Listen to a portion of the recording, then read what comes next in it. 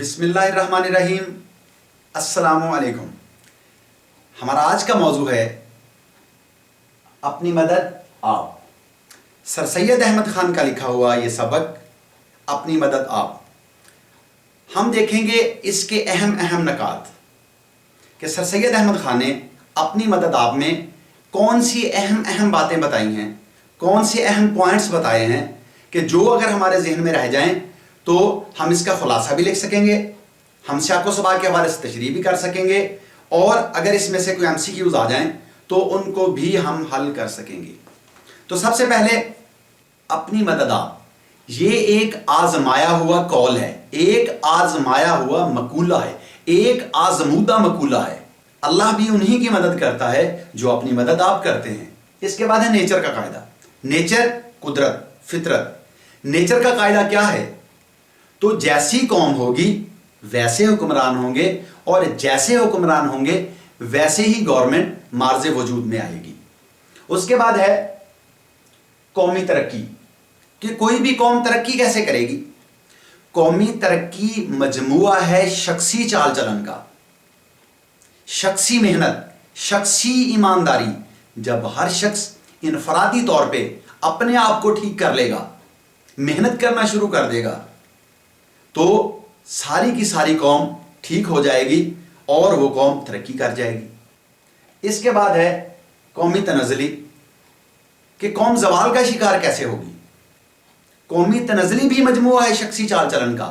जब हर शख्स इनफरादी तौर पर बेईमान हो जाएगा, कामचोर हो जाएगा, सुस्त हो जाएगा, तो फिर वो कौम ज़वाल का शिकार हो जाएगी। इसके बाद है बुराइयों का खात्मा।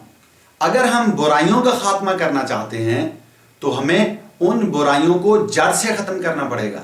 जैसे अगर दरख्त को ऊपर से काट दिया जाए तो वो दरख्त ख़त्म नहीं होता बल्कि उसकी और ज़्यादा शाखें निकल आती हैं। इसी तरीके से अगर बुराइयों को ऊपर से काटेंगे तो बुराइयां ख़त्म होने की बजाय और ज़्यादा ज़ोर शोर से फैल जाएंगी, और ज़्यादा ज़ोर शोर से पैदा होंगी।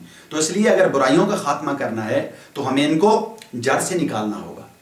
उसके बाद है सर सैयद के ख्याल में असली गुलाम।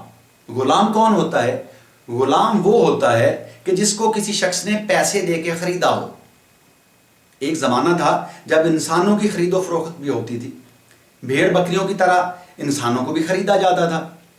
तो वो ये कहते हैं कि एक ऐसा शख्स जिसको किसी ने खरीदा है, उस गुलाम से बदतर है वो शख्स जो अपने नफ्स का गुलाम है, जो शैतान का पैरोकार है, जो शरारत का मती है। उसके बाद है हमारी सोच।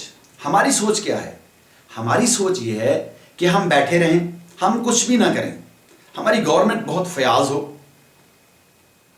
हमारे बिगड़े हुए सारे काम वो कर दे, या कोई बाहर से आ जाए और आके हमारे सारे काम दुरुस्त कर दे, या खिज़र अलैहिस्सलाम की तरह का कोई अल्लाह का बंदा आए और हमारे सारे काम वही कर दे। हमें ना मेहनत करना पड़े, ना कोई काम करना पड़े और हम तरक्की भी कर जाएं, हमारे सारे काम भी हो जाएं। ये हमारी सोच है। उसके बाद है विलियम ड्रैगन के उसूल का मफहूम।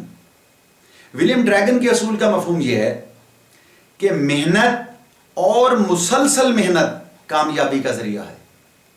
उसके बाद है इल्म जो है, इल्म दो तरीके से हासिल होता है। नंबर 1 किताबों से और नंबर 2 मुशाहिदे से, जो हम अपने तजर्बे से सीखते हैं। तो जो मुशाहिदे वाला इल्म है वो किताबों वाले इल्म की निस्बत ज़्यादा असर रखता है, ज़्यादा मजबूत होता है, ज़्यादा कवी होता है। इसके बाद है जो इल्म हमें वरासत में मिलता है, जो अलूम व फ़नून, जो काबिलियतें, जो क्वालिटीज़ हमें वरासत में मिलती हैं, उन पे सांप बन के बैठने की बजाय हमने उनको आने वाली नस्लों में मुंतकिल करना है।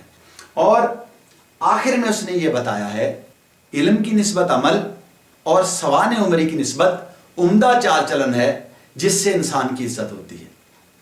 फिर से एक दफ़ा देख लेते हैं।